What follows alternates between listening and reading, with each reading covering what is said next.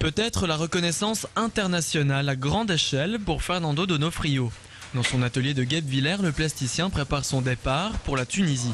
Au port Yasmine, à Hammamet, il va exposer dans quelques jours des toiles gigantesques de 25 mètres carrés, un moment exaltant dans sa vie d'artiste. Le Maghreb a cette particularité qu'elle est attirante à la fois par sa lumière, bon, mais surtout son aspect, encore une fois, philosophique et religieux. Et ça m'intéresse beaucoup. C'est-à-dire se faire, pas confronter, mais s'échanger. C'est la rencontre de cette richesse qui est la différence.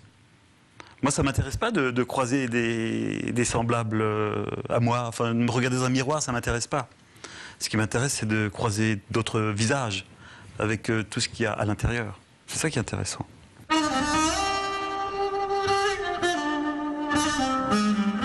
Le mécène Éric Beydon-Schlumberger a financé cette opération. Son ambition, offrir à Fernando Donofrio une aura plus importante.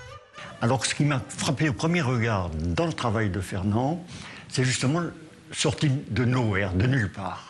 Donc c'est ce côté un peu extraterrestre qui m'a accroché en me disant il est vraiment sur une piste complètement à part, qu'on aime ou qu'on n'aime pas, qu'on comprend ou qu'on ne comprend pas, mais j'ai trouvé ce caractère strictement, complètement original, vraiment intéressant. Comme toujours dans ces cas-là, il faut quand même installer la logistique de départ. Donc là, je suis intervenu pour assurer en tout cas la mèche pour faire claquer le pétard. L'artiste ne partira pas seul en Tunisie, il sera accompagné de son ami Frédéric Coulet, cuisinier à Zimmersheim, non loin de Mulhouse. Le chef assurera le 16 juillet prochain le cocktail du vernissage de l'exposition.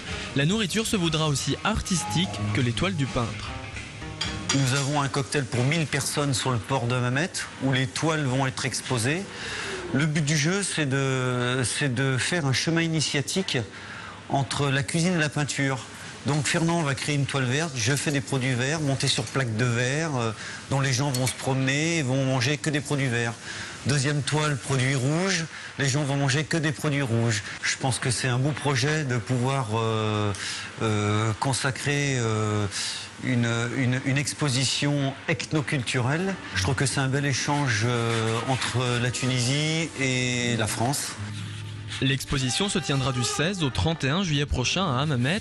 Fernando Donofrio a déjà d'autres projets. Celui-ci se prépare à 2 autres expositions aux États-Unis et en Chine.